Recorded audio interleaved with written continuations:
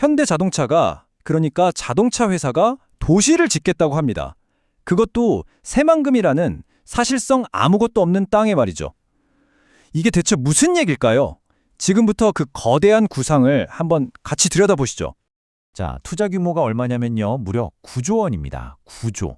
이 감이 잘 안 오실 수도 있는데 전라북도 역사상 단일 기업 투자로는 그냥 역대 최대예요. 도대체 이 어마어마한 돈을 어디에 쓰려는 걸까요? 그러니까요. 이건 그냥 뭐 공장 하나 더 짓는 그런 차원의 얘기가 전혀 아니에요. 세계적인 자동차 회사인 현대차가 우리는 더 이상 자동차만 만드는 회사가 아니다라고 선언하는 것과 마찬가지거든요. 정체성 자체를 바꾸려는 정말 급진적인 시도인 거죠. 바로 이 9조 원짜리 프로젝트가 그 선언의 핵심입니다. 과거의 현대차, 그러니까 그냥 차 만드는 회사에서 벗어나서 AI, 로보틱스, 심지어 에너지까지 다루는 미래 기술 플랫폼 기업으로 완전히 탈바꿈하겠다는 거죠. 이게 바로 현대차가 그리는 큰 그림입니다. 자, 그럼 그 청사진의 핵심은 뭘까요? 바로 AI 수소시티입니다. 이게 뭐냐면 마치 하나의 살아있는 생명체 같은 도시를 생각하시면 돼요. 에너지도 스스로 만들고 생각도 AI가 하고 일도 로봇이 하는 완벽한 자급자족 생태계를 만들겠다는 겁니다. 이 생태계가 돌아가는 방식이 아주 흥미로운데요. 자, 보세요. 먼저 태양광 같은 신재생 에너지로 전기를 만들어요. 그리고 그 전기로 그린 수소라는 깨끗한 연료를 생성하죠. 그 다음엔 AI 데이터 센터가 이 모든 걸 통제하면서 똑똑하게 명령을 내리고요. 마지막으로 로봇들이 그 명령을 받아서 실제로 일을 하는 겁니다. 어때요? 에너지를 만들고 쓰고 일하는 모든 과정이 이 도시 안에서 완벽하게 순환하는 거죠.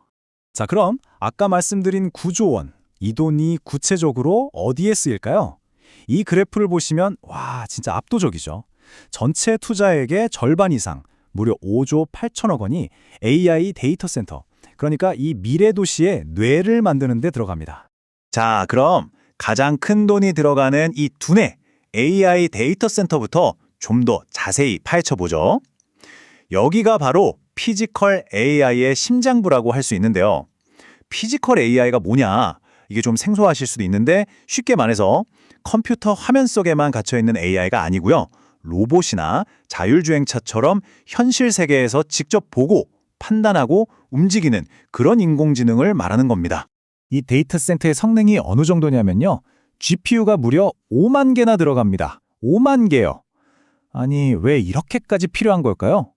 간단합니다. 도시 전체를 돌아다니는 수많은 자율주행차랑 로봇들이 끊임없이 데이터를 쏟아낼 거 아니에요? 그 어마어마한 양의 정보를 실시간으로 지연 없이 처리하려면 이 정도 컴퓨팅 파워는 기본이라는 거죠. 그런데 문제가 있어요.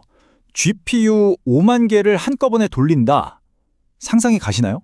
여기서 나오는 열이 정말 어마어마합니다. 이걸 제대로 시켜주지 못하면요.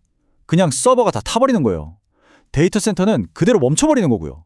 이건 정말 심각한 문제입니다. 그래서 현대차가 꺼내든 카드가 바로 액침 냉각이라는 차세대 기술입니다.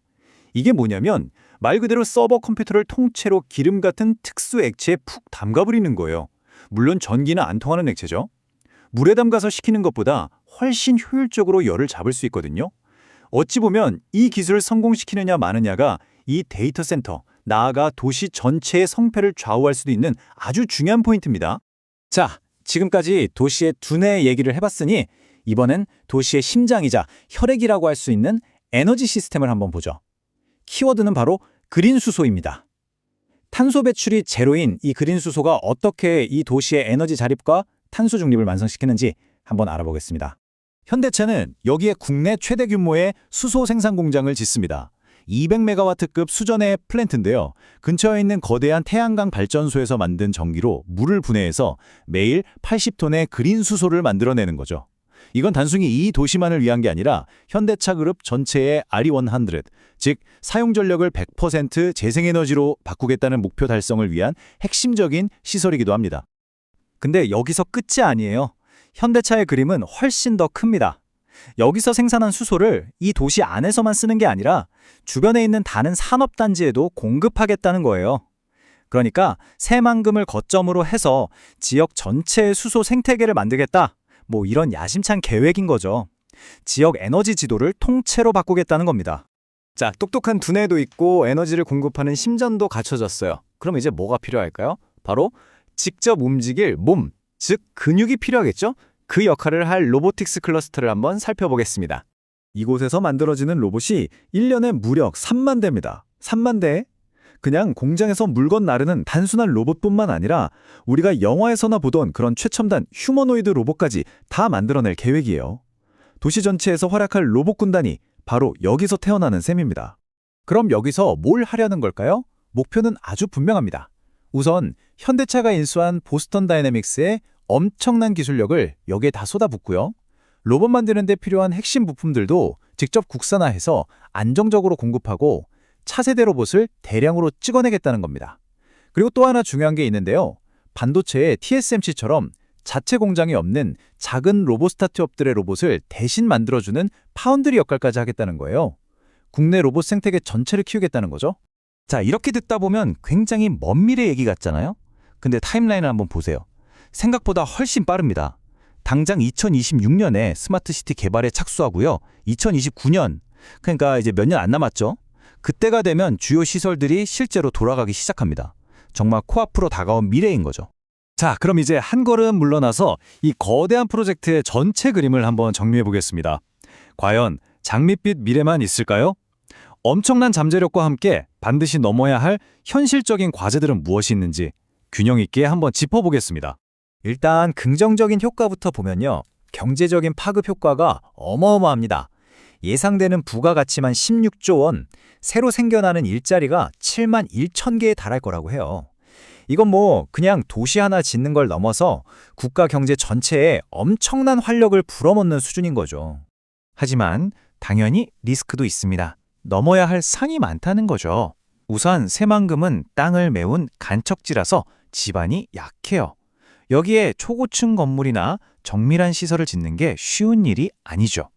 또 태양광 발전은 날씨가 안 좋으면 발전량이 널뛰기를 하잖아요.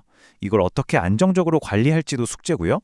그린 수소, 아질은 너무 비싼데 이 가격을 어떻게 낮출 거냐 하는 문제. 그리고 짠 바닷바람이 비싼 첨단 장비들을 부식시킬 위험도 무시할 수 없습니다. 이 지점에서 현대차와 경쟁자인 테슬라의 미래 전략 차이가 명확하게 드러납니다. 테슬라는 기가팩토리와 도조라는 AI 슈퍼컴퓨터를 중심으로 거대한 전력망에 의존하는 모델이잖아요.